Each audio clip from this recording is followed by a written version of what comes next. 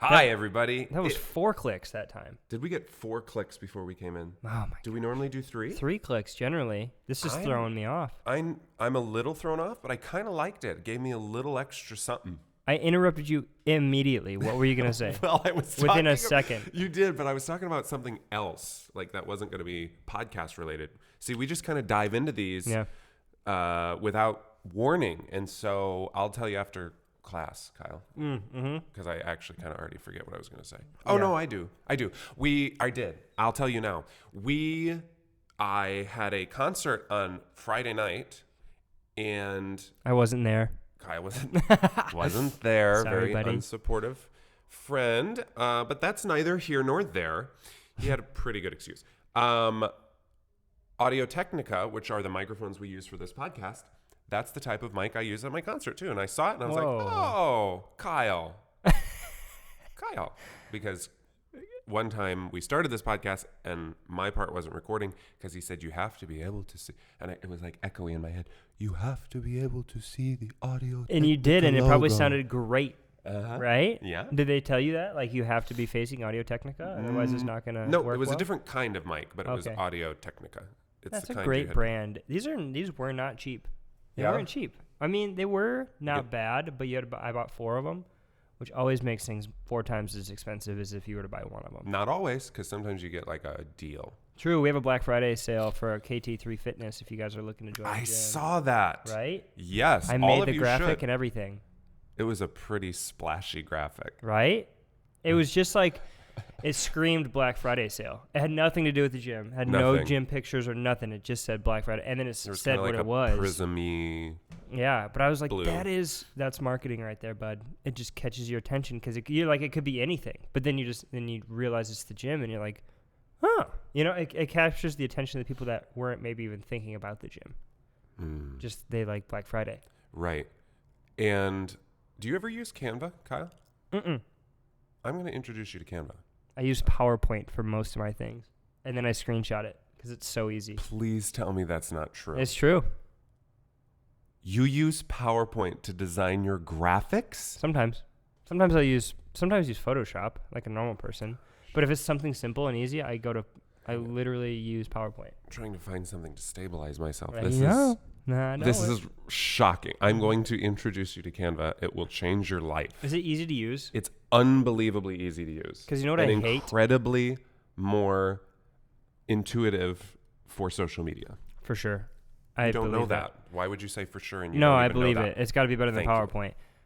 But PowerPoint's it works. Never designed for anything like that. No, I know. But that's okay. But I've done so many on PowerPoint. And they look great. But here's the thing I don't like about Photoshop. Photoshop's too complex. Not user-friendly. Not even a little at bit. all. I get so overwhelmed. It took me like an hour and a half to figure out how to invert the KT3 logo from white to black. And that should be easy, Which you can do in seconds in Canva.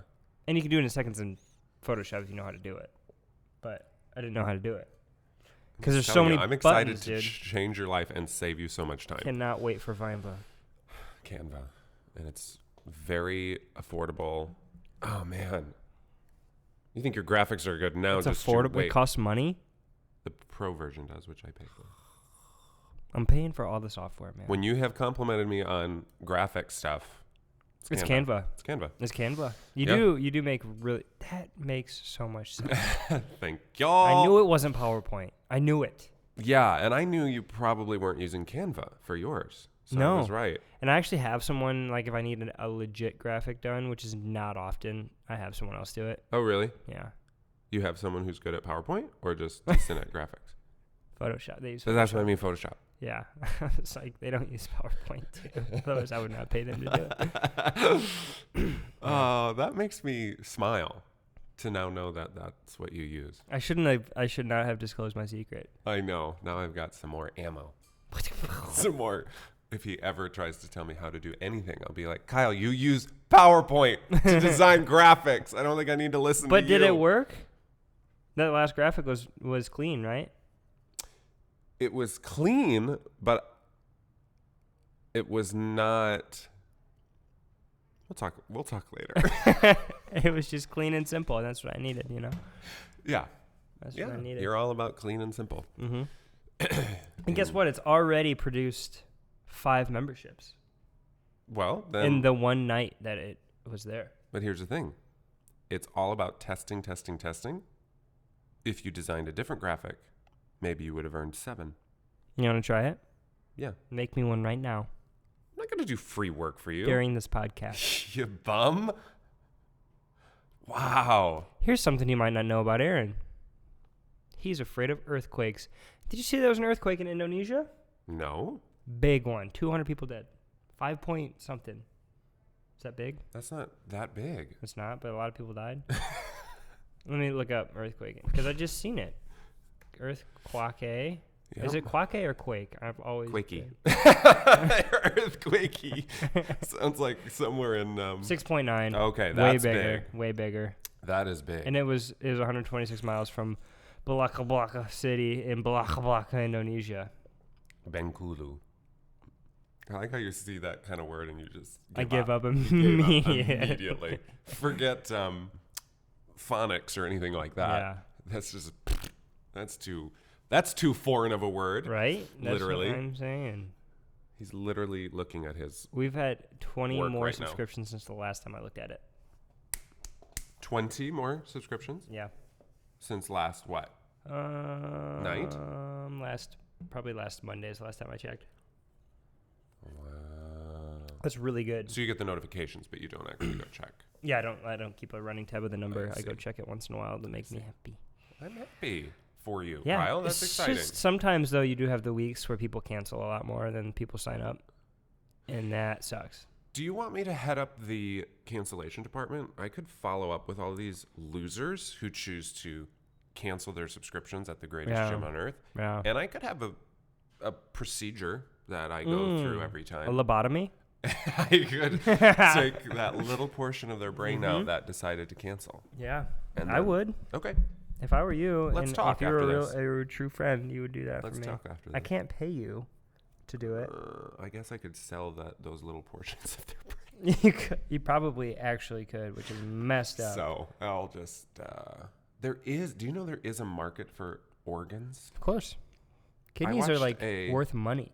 I watched a documentary when you watched one of them with me. I won this contest where I got to watch true crime for 24 hours and they paid me to do it. It was a company, Magellan TV. And one of the documentaries was about organ harvesting over in France. Asia, somewhere in Asia, where it's very common to either be like kidnapped and your organs stolen or like coerced, where you have no other options to fix a problem you have.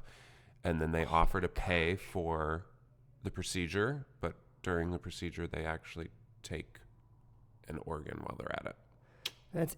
It's horrible. Insane. And then they sell it for ridiculous amounts of money on the black market. It's like, I've heard, and I don't know if this is real numbers or not, but I heard it's like $50,000 for a kidney. I would believe that. Which is tempting. You have 2 kidneys. Right. For a reason. It's true. To sell one. But if like something goes wrong with one, it's nice to have a backup. You know how Dave Ramsey always like is about his emergency fund and like saving and all this stuff? I'm like, well, my emergency fund is my kidney. Dave. Quick note. Kyle's not a huge Dave Ramsey fan, so anytime he gets a little chance to flick him. Oh my gosh. He does. This book I just read, the guy is probably equally as famous I don't know his name. Yes, I do. It's Robert something. In like the financial literacy world, because that's kind of what Dave Ramsey is like a financial literacy guy, right? Yeah, but he's as mainstream as it gets. Right, he's mainstream and he's for like the common folk more than the other guys for like upper class, like rich guys. Correct. Stuff. But he encourages common folk to be rich folk. Right, in like just a different approach, like a less risky, more security comfort way. Mm-hmm. And this guy's like the exact opposite. And I would love for them to be in a room together just going at it. That'd be fun. They should arrange a debate. Because this guy's like, you can literally get foreclosed properties without having to spend a single dollar. But then you have obviously credit and loans and all these things, but then you make tons of money by doing it. And I'm like, Dave Ramsey would shrivel up literally hate that. He would hate it. Yeah, but here's the thing.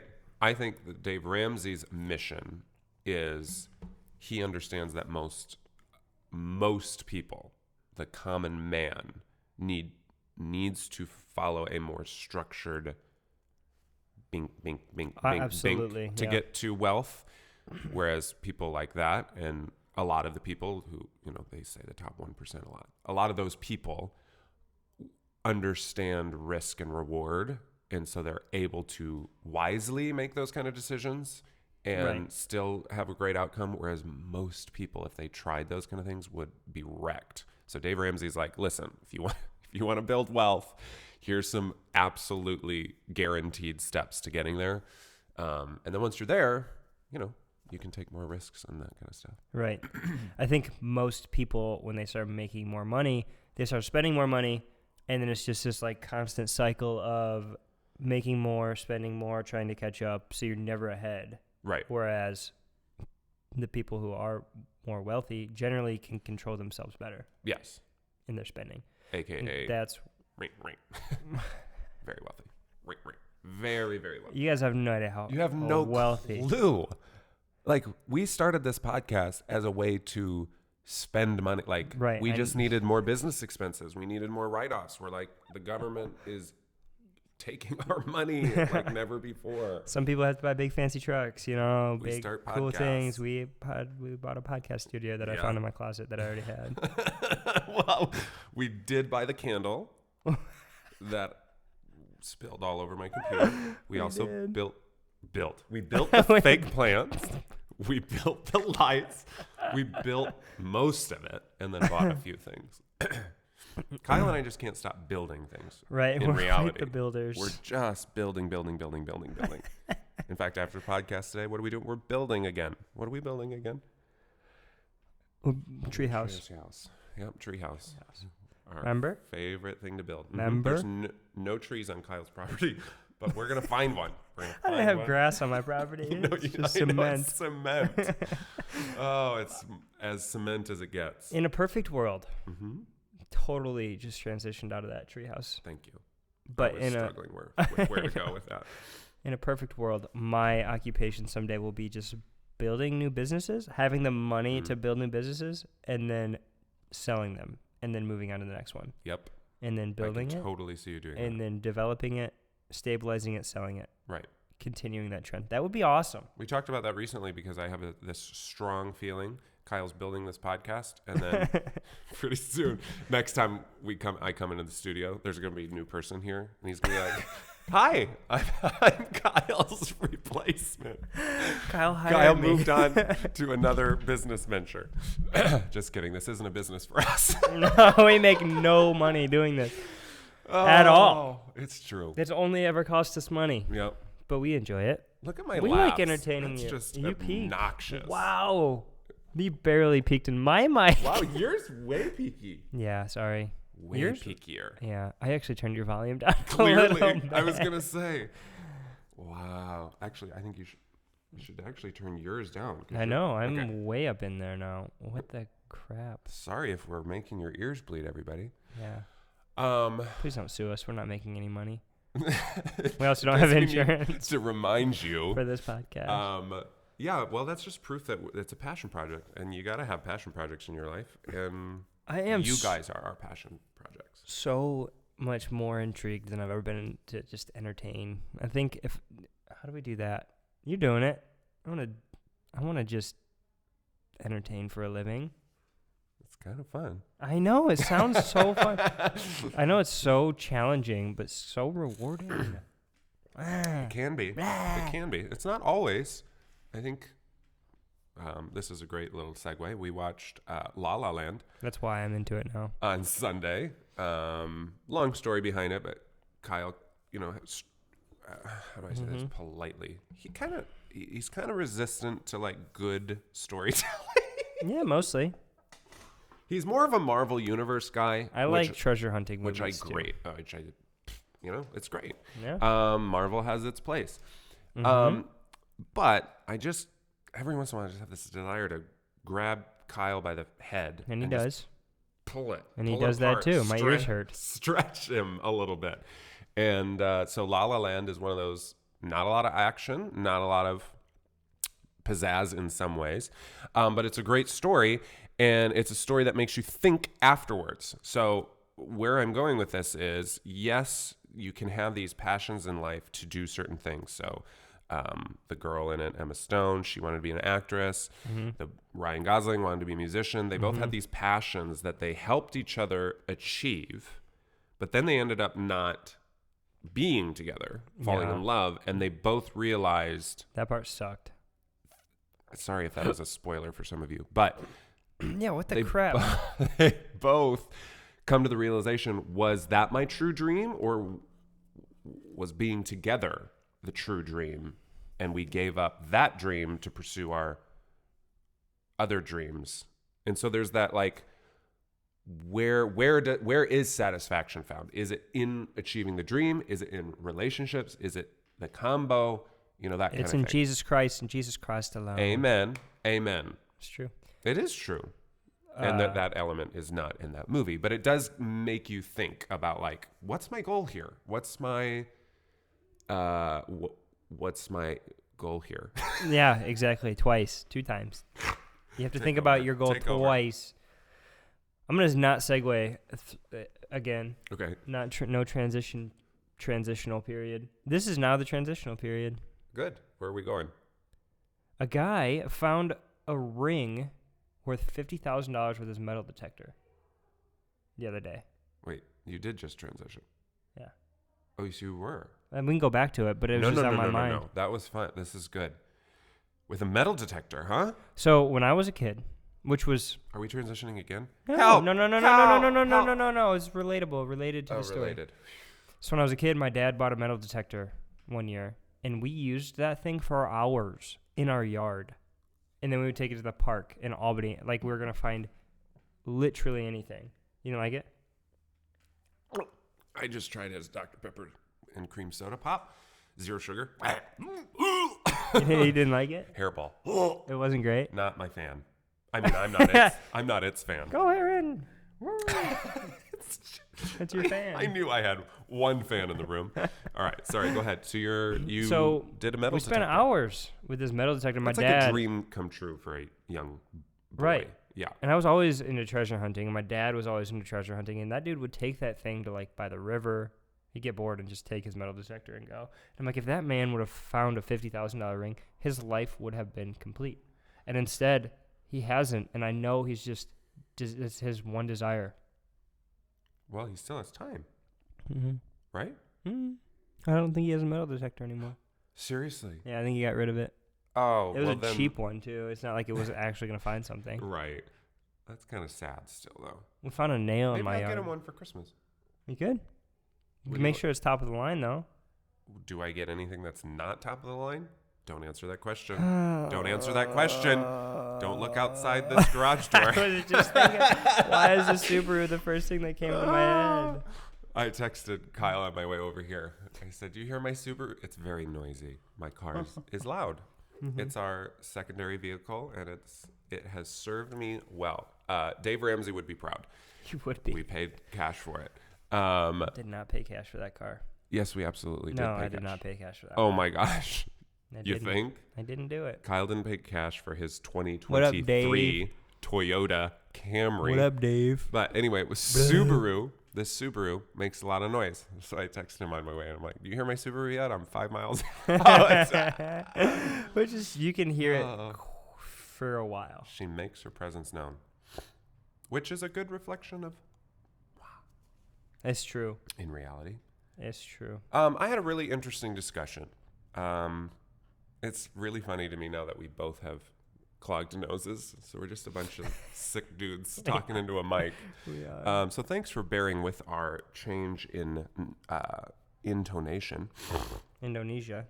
But we had this conversation over the weekend. It was very convicting in some ways, but also it's just a difference in who people are. And it's this idea of there's two types of people. When you walk into a room, it's either I'm here type people or you're here type people. Which is, take a guess at what kind of person I am. Well, what am I? I really feel like I'm a mix. I'd say you're an I'm here person, which is fine. Listen, I am too. Maybe. But it's kind of, it's one of those things where the people who think you're here, they don't resent. We had this discussion in very mixed company as far as like there were some extroverts that were way extrovert, and then there's some introverts who were way introvert. And it was kind of like this open confession period where my wife is also an extrovert, and we were just like, we are too much for people sometimes, and we realize that. And it's one of those things where when we did realize that, we started like praying before we go to social events and be like, Lord, don't let us say too much, because we would come home after social events sometimes and be like, I shouldn't have said that, should I? And we'd be like, yeah, maybe not. And then vice versa. Funny you say that. So because I've always thought that about you. Just kidding. I joke. Talk after class. But then it was really sweet because some of the less out there people in the social gathering were like, honestly, I look for people like you to come to these different events, because it actually takes the pressure off people who would rather not. That's so smart. Take charge or lead in a social gathering. They like just sitting back and listening. And so they're like, honestly, yes, obviously you need to be careful with how much you are, but it works together. Like a lot of times we appreciate each other for different reasons. Yeah. There's also two, I think like in that category of people who are like the I'm the here person, there's two categories of that person too, of like the one that is just people are less interested in what they say, and then the people who just everything they say lands. You know what I'm saying? Right. And it's like funny and good, and then there's like the overbearing one. And I feel like you're the one over here where like you could say That's funny because you use that hand. Whoa. To describe. You're over here then. Mm-hmm. This is sure. you. Yeah, I'm the one that never lands. Overbearing. Nothing lands. Exactly. And then there's the one that okay. more like me person. You know, I can't even say that, but it's very actions speak louder than words. I'll just put it there. Have you been in a room though and there's someone like that's just very overbearing, and it's like no one's really responding well to it, and they just keep on going. Yes. And then you're like, is that what I'm like? Mm-hmm. I think that sometimes. I know. I just feel like that sometimes, where I'm like, I hope I'm not annoying people. It just probably depends what group you're in. I'm sure you annoy people. Probably. And I'm sure I annoy people. Uh-huh. For sure. I know that, actually. But that's one of those things where you can't, I don't know. It's that whole, this is who I am, this is my personality, but also temper it with, I'm also someone who needs work. You know what I'm saying? Like, yeah. It just because I can't blame everything on who I am, because I have the Holy Spirit, and He's going to transform me into a better person than I am right now. And so I need to submit myself to allow that change to happen, but at the same time be like, you know what? Even in my most Spirit-filled, Christ-like way, and it's pure personality, it's going to be a turnoff to some people, and you can't control that. Whoa. So nasty. Sorry. Sicky. You know what I'm saying? Yeah, I do. It's that balance between who you are and who you could be. Right. There's a song about that. No, it's not. No, it's not about that at all. What's the song? It's called "Who I Am." Oh, by Jessica Andrews or something. It's a country song. It's really good. I can sing the whole thing actually. Okay, go ahead. I'm not going to. Some background tracks? I'm not going to, but it is a great song. Okay, I'll go home and listen to it after this. Yeah. Do you think? Is there a certain type of person? This will be a good question. Is there a certain personality type that you clash extremely with? Me? Yes. Okay. Do you want to talk about it? No. Okay. That was a good. Do you have one? Yeah. You want to talk about it? If you do. I will. This is how our conversations go in real life too. Yeah, I think I was actually. Okay, I'll go.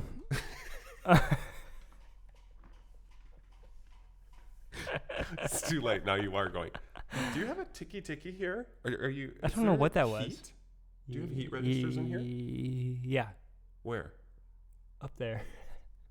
No, you don't. That's a garage door. Oh, this. You don't see the giant pipe? No, I don't. Where's the giant pipe? It's pretty dark up there. I don't know if you knew that. Wow. Okay, go ahead and talk. The type of person is okay. You know what? You go. No. No. And we agree on this, I think, well. We're never going to get there.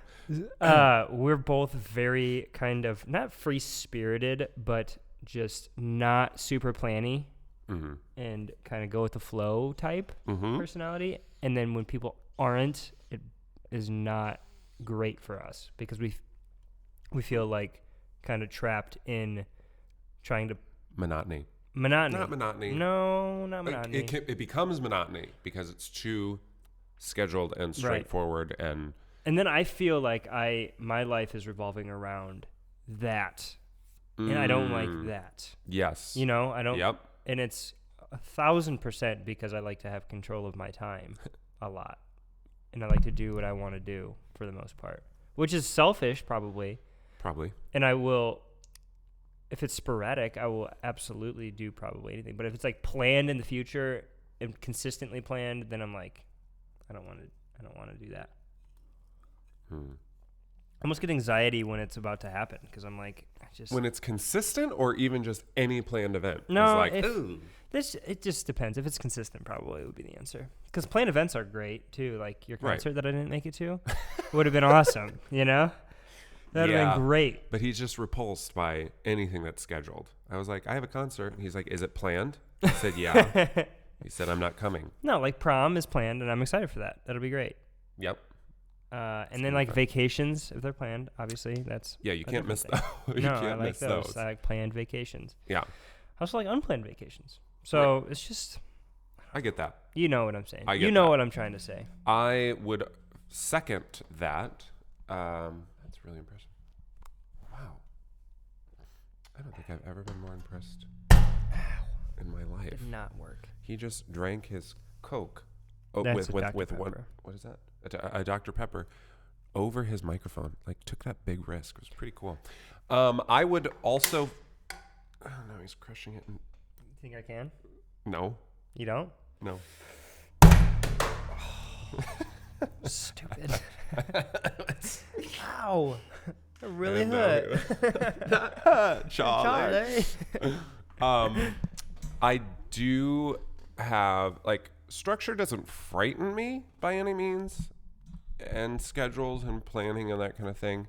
But I think one of my which I think Kyle and I share this, one of the things I shy away from and that I never want someone to assume is that I'm fitting them in and that my schedule trumps my time with them. I've probably because I'm averse to that. Right. And I have always felt that way, that if I'm like in a regular, hey, let's do this on this day at this time every other week, I'm like, I feel like I'm a calendar item, which works for a lot of people. That's all I am. That's going to be the name of my biography. That's going to be Aaron your Fullen. Name in my phone. A calendar item. My calendar item phone. Again, that works for some people, but my type of personality is I want someone to know I could be doing something And all of a sudden, someone I care about reaches out and says, hey, can you help me with this? Or can we want to do this? And I want to show them I'm willing to go out of the ordinary or out of my normal routine to spend time with them. Because in my mind, that communicates a lot more than saying, yeah, let's shoot for 2 weeks from 8:30 to 9. Does that work? Right. And I'm just like, it works when I'm dead. Right. Thank you. I can schedule time with you once I'm in the grave. Yeah, peasant. I relate to that very well. I was going to say something, and I totally am going to remember in just a second. Yeah, a lot of times when I start talking, people's thoughts just drain because they're so into what I'm saying. So encapsulated. Is that a word? Encapsulated in these little in pill form. Kyle, little pills. Oh, that's what I was going to say. Oh. To just like singing. Oh, hey. That's good. It's like gospel, like Mandisa. Mandibums. Sorry. Our schedule, so we don't have jobs per se, which really. might be tied to the wealth thing. If you think about it, it's all making sense now. Right. We don't have, but we do have jobs. A lot of people have way more structure to their life than we do. Yes. Which is probably why our lives are set up the way they are. Because we could just go get a job, but there's no part of us that really desires it. There's a little bit that desires it for me, as long as I can do it when I want to do it, where I want to do it from. Right. There's freedom within the job. But a lot of people just go to work, and then they have to plan stuff well. I was actually thinking that more than we do. On the way over here. We don't have to do that. Correct. And we couldn't honestly probably be doing this podcast. We probably for sure couldn't hang out for hours on end without an end time. It's just this particular time of life that has worked out for that. Yeah. You know, like when we first met, I had a part-time job and all we did was coffee. True. Every once in a while.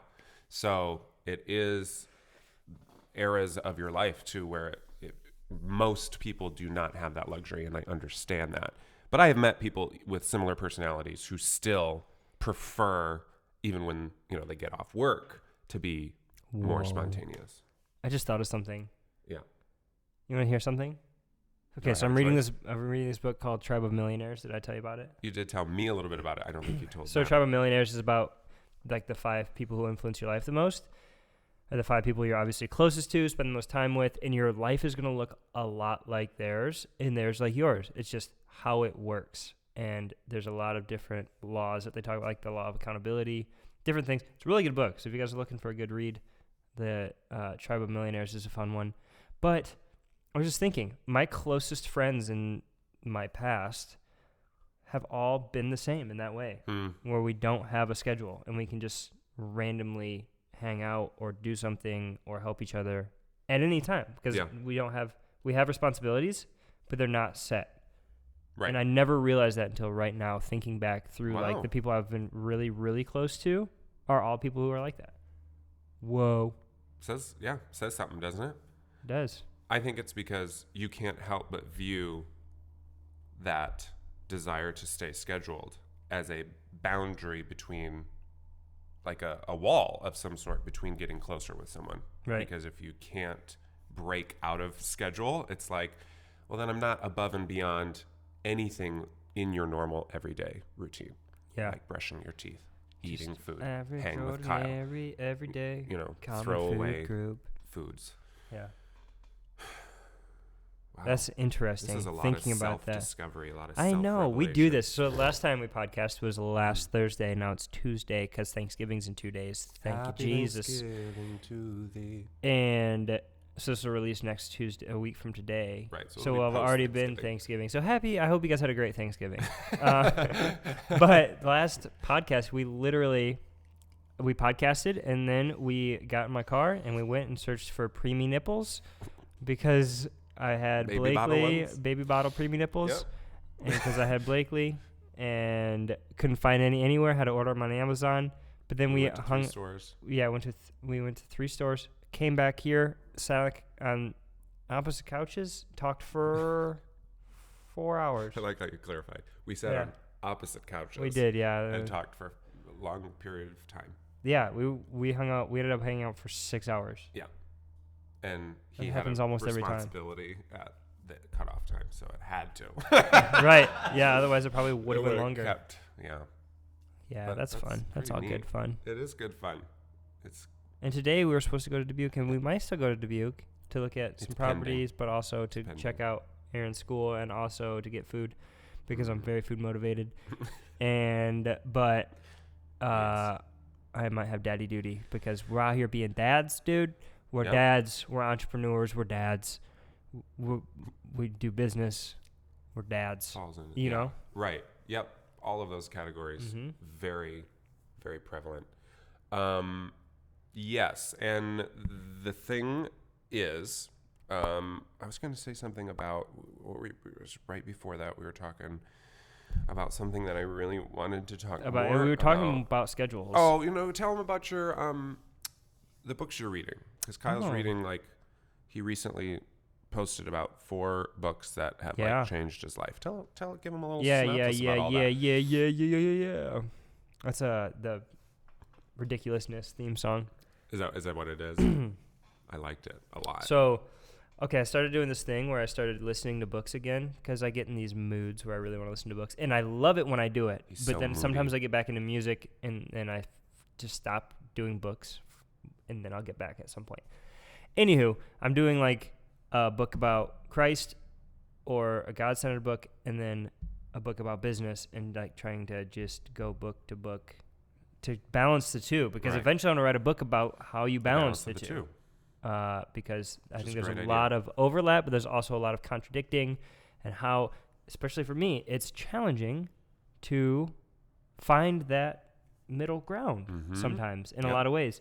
But there is a middle ground. I do believe that they coincide well, and they can work together well to better minister and to better just love the people around us. Anywho, so book 1, I'll just give you really, really short here, is called Crazy Love by Francis Chan. That book just makes you want to make Christ your priority, and that's pretty much the basis of the book, is how important is God in your life? If you took God out of your life, how much different would your life look? Would it look any different? And so that was super. It's just good, a good reminder. The next book was, drumroll please, Rich Dad Poor Dad. Super good book about financial literacy, which in my opinion, a lot of times, wealthy people don't work they work probably less hard than the middle class. And it's because they are very smart with the way that they manage their money. And so there's a lot about that we could talk about any day. But then Until Unity, we had a huge discussion about this on Sunday after church about unifying the body of Christ and how important that is and how disunified it is currently. Disunified? Ununified? Disunified. I like both of them, honestly. And how, it's why is there this disconnect, and how do we bridge the gap? And that is a huge task, but it's important, and I think it will happen because I think it's on a lot of people's minds. And then the last one is Tribe of Millionaires that I'm reading now. Really good. I have some books on the queue, but just, here's the thing that I heard one time, a long time ago, and I didn't really respect it. Now I do. It says, leaders are readers. And I'm like, I hate reading, so I guess I'm just not going to be a leader ever. I hate reading. But then I've discovered listening, which is, I know you probably don't believe me, but yeah, sometimes I listen. Not usually to Aaron as much. True. I like to interrupt him. So true. But anyway, so if you want some good books, hit me up. I got some good reads. That's all. What are you reading, Aaron? Well, I would just like to go back. There's been a few standout moments in my getting to know Kyle Hubner. And one of them is, and if I've told this story before, forgive me, I'll be very brief. One of the first times I remember conversing with him, we were in this room, and he has a projector in this apartment area, and the projector was held up by physical books that he had been given to read, I found out, by various mentors and people in his life that he hadn't touched, and they literally just held his projector up. And I took a mental note probably not give Kyle books. I will and to this receive day, it. I have not given gratitude. Kyle a book. So that really shaped. Do you want to know perception. the honest truth? There's been times where people have given me a book and I have Googled a synopsis of the book, so I had a little bit of an understanding in case they ask me about it. And they never ask me about it, but I have done that. I'm like, give me the brief, because I'm not gonna read this book. That is very good to know. Yeah, those are my secrets, man. You guys got all my secrets. You guys are getting some juicy secrets. I know a few other ones that I won't share with them right now, but I will after this podcast because I want to bring something up again. Oh my gosh. That falls right in line with that. I am. Bless you. I'm really sorry. I know it's really obnoxious to hear people clear their throat and stuff, but I can't. His throat's clearly not clear. It's not. I am not. Well, no, that's not true. I'm. Kyle's gonna make fun of me for that. Yeah, probably. I'm reading a book called The Amazing Lives. Maybe not The Amazing Lives of Early American Composers. I'm not gonna make fun of you. That's good. That's relatable for you. Thank you. Yeah. I do write music, and my in-laws actually gave me this book, and in the front of it, they put this little inscription that says to our favorite composer. Oh. Isn't that sweet? Oh. So. Well, first it just said to our favorite composer, and then when they gave it to Aaron, they put Aaron. So they had, that was the second time they gave the book away. Why would you try and do that? Like, everyone was going, because I'm a bully. That's sweet. Because I'm a cyber bully. You are a cyber bully. I got to change your name back. So I'm really enjoying it. It's not for everyone, probably. I don't think I'd ever give it to Kyle. But one thing that I never thought about when it comes to music and the growth of music in society, and I'll be brief because I'm a nerd. You can't have innovation, not just in music, but music, when you're focused on survival.